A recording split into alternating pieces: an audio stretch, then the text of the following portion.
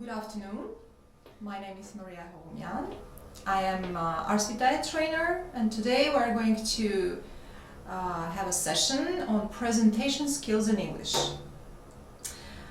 As probably you know, any presentation consists of three main parts: beginning, middle, and end, or introduction, the main body, and conclusion.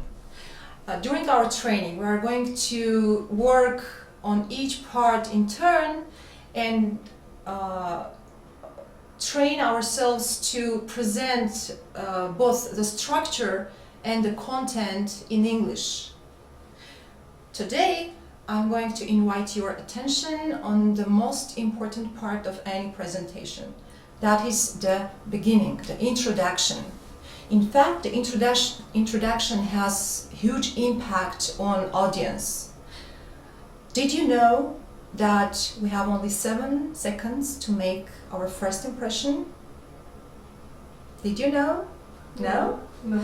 It is especially true when we are presenting a material and do it in English to a foreign audience.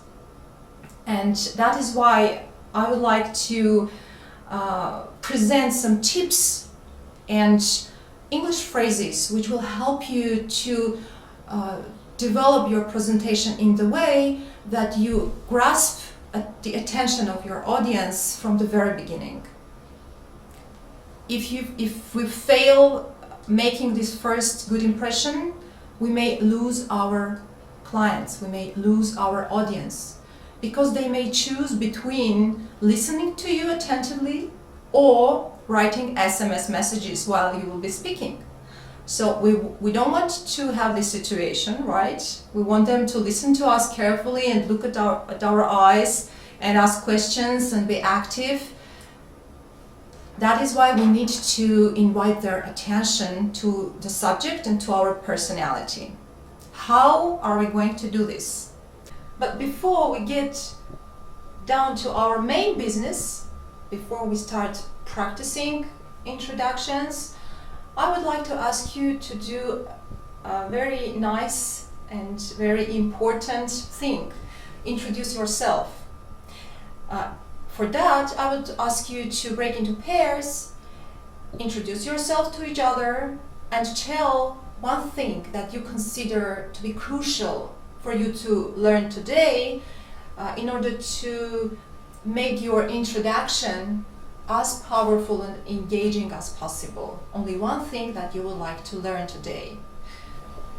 You can already start introducing yourself, and we will meet in a minute. You will introduce each other to the bigger group later. Thank you for introducing yourself and sharing such important ideas about things to be learned during our session. We will try to cover all your suggestions during our training. As a first step, I would like to share with you a model which will help us to structure our introduction part in the way that it becomes as engaging, as interesting, as attention, as inviting as possible. I call that model Swiggle model. This is a very simple way to structure your introduction part. If we translate it into English, S will stand for signal the beginning, which means we can use phrases like, shall we start? Let's begin. Because not always your audience will be ready to listen to you when you will be ready to talk to them. So to invite their attention and to signal the beginning, you can use the phrases I suggest, or you can use your own ones if you wish. W stands for welcome the audience.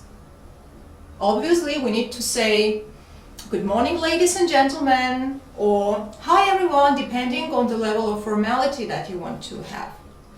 If your audience represents a respectful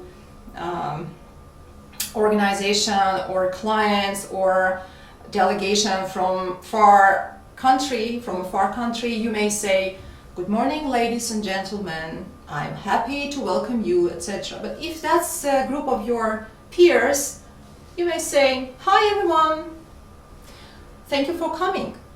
I stands for introduce yourself and your topic."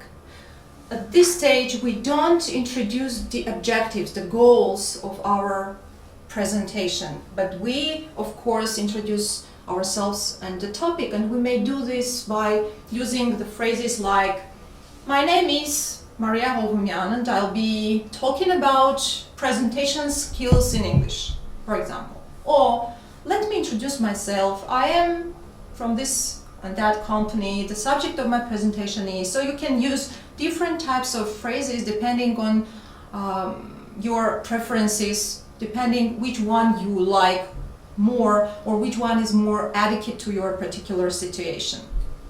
G stands for get their interest, and this is the most important part of our model, I would say.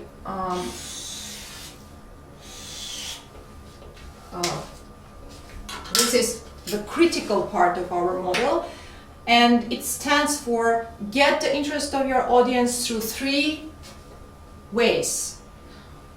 The first one may be sharing emotional information with your audience. You may use phrases like, "When I was on my way to this beautiful place, I met a person who was standing in a dark corner and crying, and I approached him." So, see, you are already interested, right? Or you may say, "I'll tell you a case from my life. When I was a child," it's emotional, it's engaging, and everybody would be interested to hear some stories from first source of information.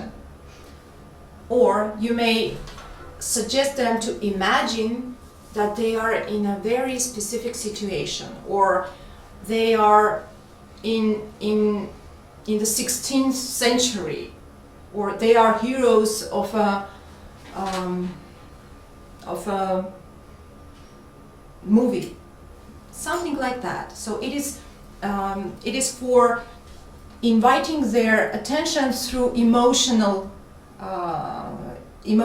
interest, so that they connect emotionally to you.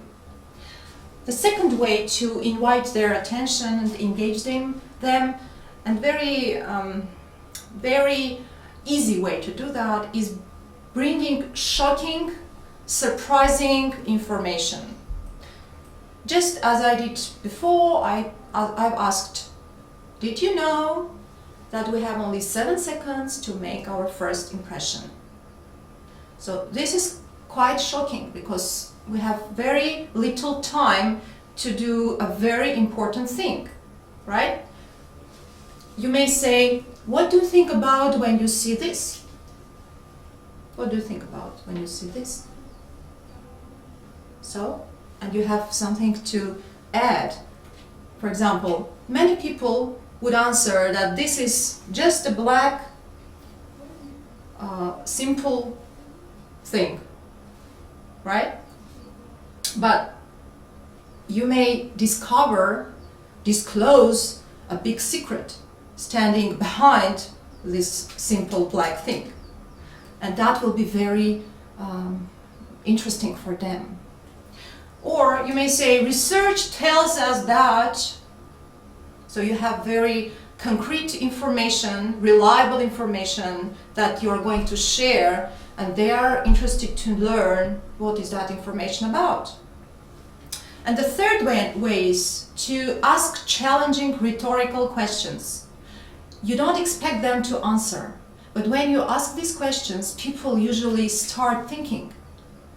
You may ask, "Have you ever seen, have you ever heard, have you ever experienced something?" People start thinking about that, answering internally on the question. Or, "How can we explain this?" We're not going to discuss, especially during the introduction part, but this will help them to start thinking about the subject that you are going to discuss during your main part, during the body of your presentation. And for example, you can say things like, what can be done about that? So if that's a problem that you want to discuss with them, you already start seeking ways to solve this problem. And they start thinking about that, explore this with you, together with you during the main part of your presentation. And at the end, they will have some ready solutions or suggestions about that, for instance. And a very minor but important thing to link the L of the Swiggle model, the last segment, is to link to the main topic. So whenever you already have their attention, you have grasped their interest, you are ready to switch to your main topic. But you need to link whatever you did before with the main information you are going to present. So if you invited their attention through telling a story, you should link this story to the subject of your presentation. And this is important for them to make links and to understand easily what you are going to do. If you have questions regarding the Swiggle model, I will be happy to answer them. No questions. No questions. If not, then I have a suggestion regarding our practice today. I would ask you to think about a topic for your own presentation today. Very little presentation for 1 or 2 minutes. Where you will use this Swiggle model to plan your introduction. So you know the topic, you know the model, you construct your introduction part, and you make link to your main subject to the main subject of your presentation.